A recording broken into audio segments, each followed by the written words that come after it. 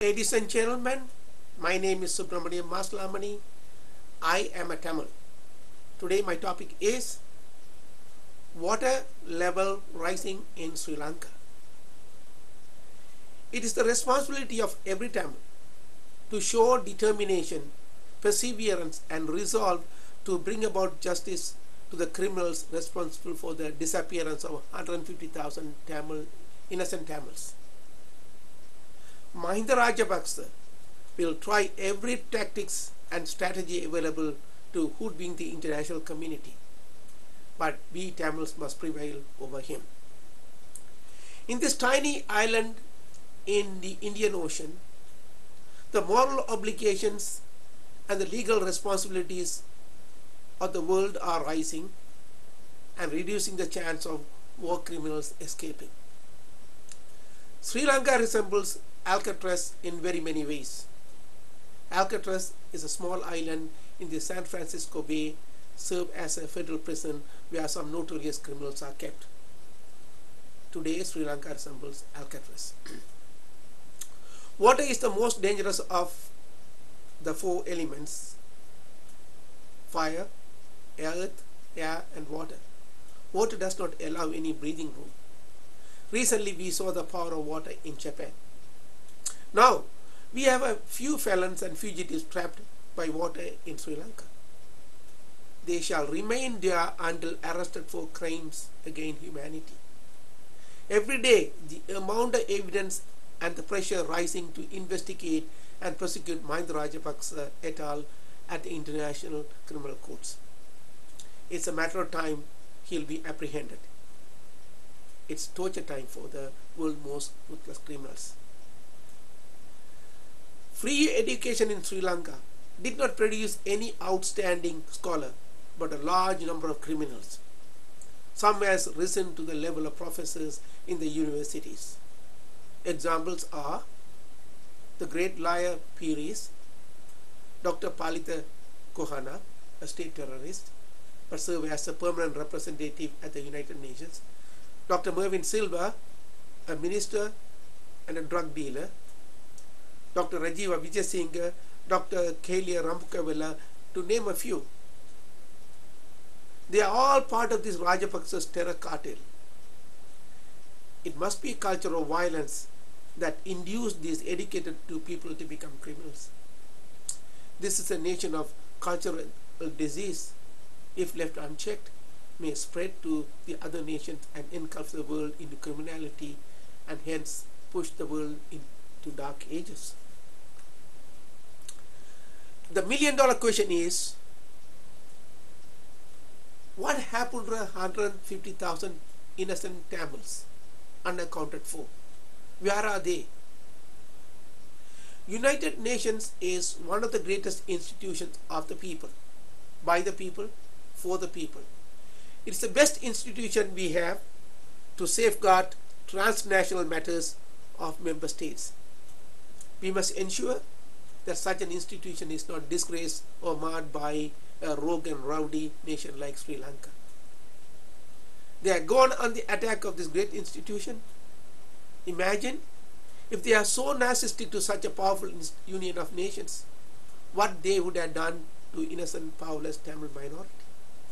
They killed 150,000 innocent Tamil people out of the total population of 2 million, about 8% of the total Tamil population.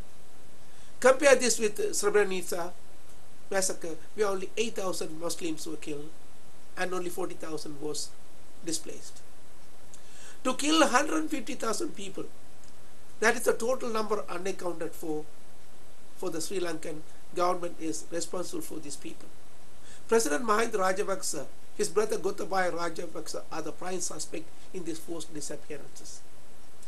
They have the audacity to challenge the United Nations from investigating this disappearance. Why would they stop an impartial body of world government to which Sri Lanka is a member of which to investigate what happened? Sovereignty has no jurisdiction over human rights. It's not a good excuse. Human rights are everyone's business and the right of everyone. We are not asking the United Nations to investigate what happened to the LTT forces. But we are interested in what happened to the 150,000 Tamils caught in the war. That's a legitimate concern and a question. They were either killed by Sri Lankan military, or by LTTD, or both. Right? Sri Lanka, instead of responding in a statesman manner to the concern, trying to tell the world that UN has no right to investigate. The 150,000 people could have been killed by LTT. Right? This is like asking, we don't need the United Nations.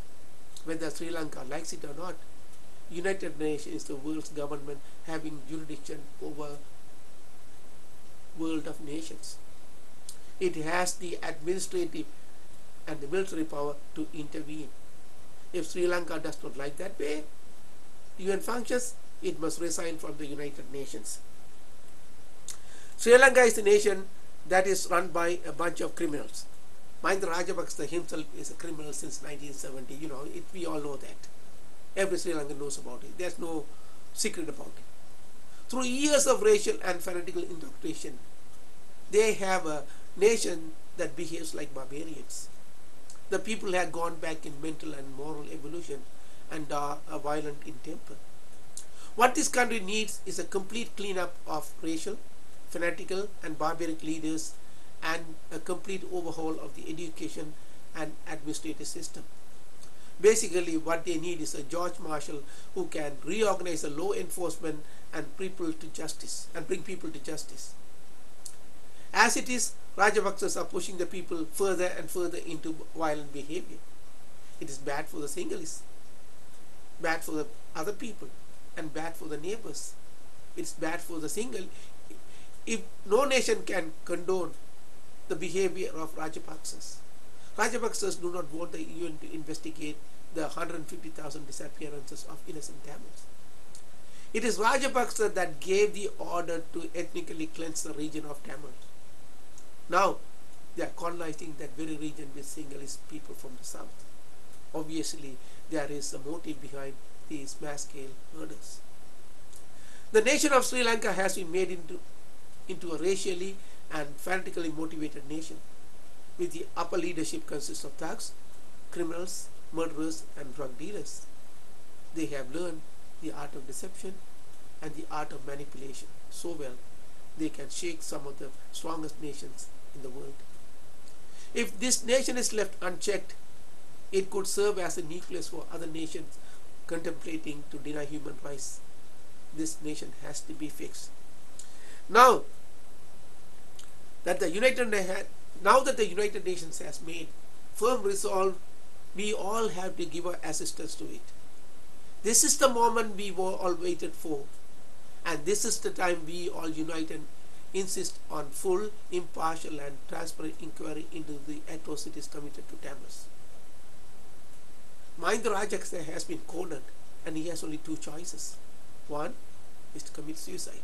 Two, to allow the United Nations to fully investigate.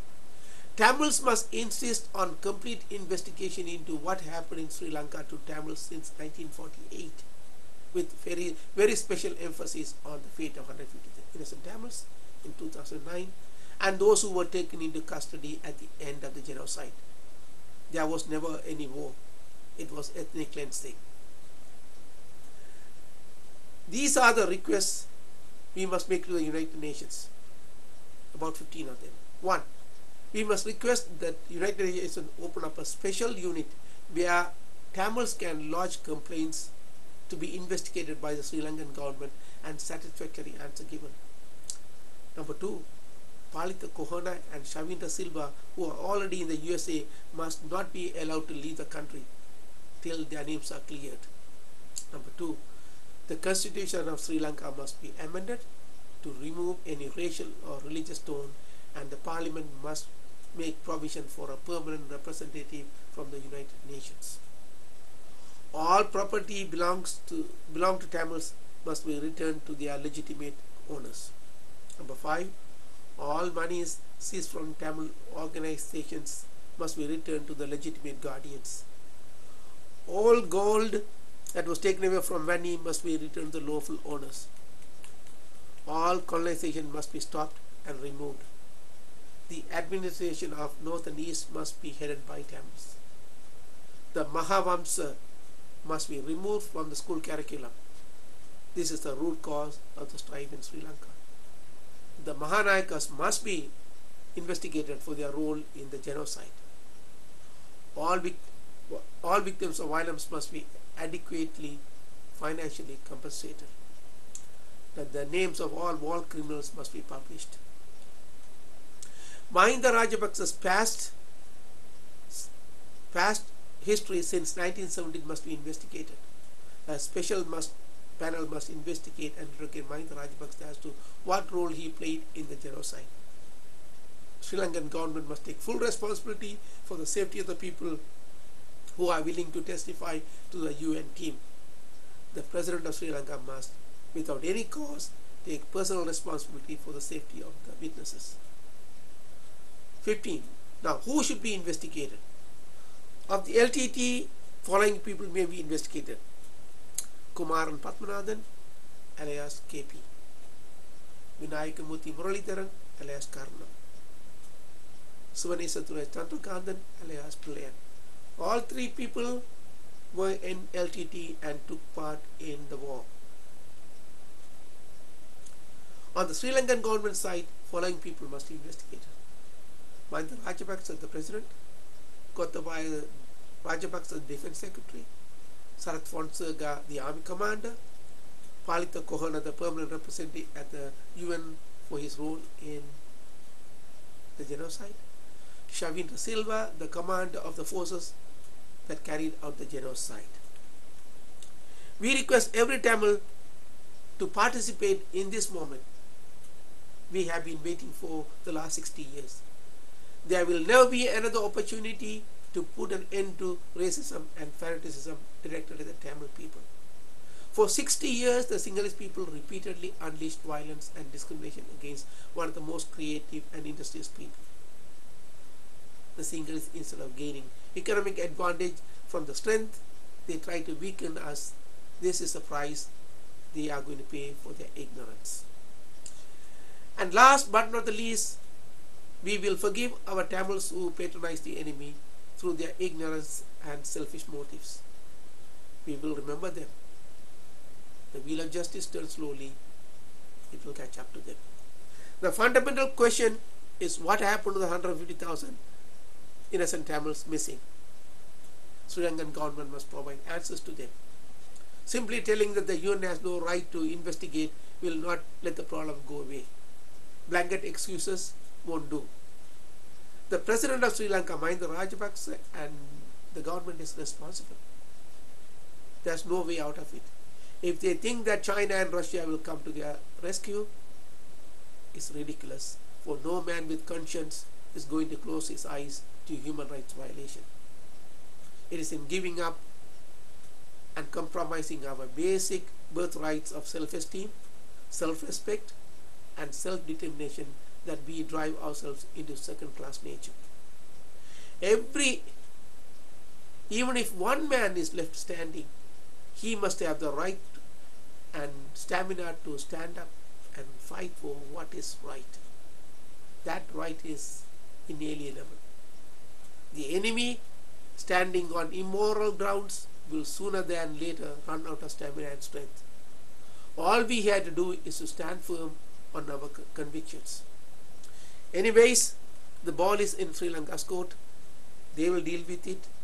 But we Tamil, 70 million strong, must stay united, work hard, never ever give up for our quest for a decent life.